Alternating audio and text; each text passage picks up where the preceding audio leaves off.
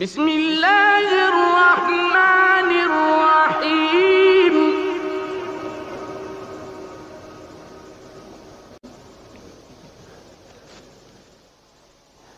إذا الشمس كورت وإذا النجوم انكدرت وإذا الجبال سيرت وإذا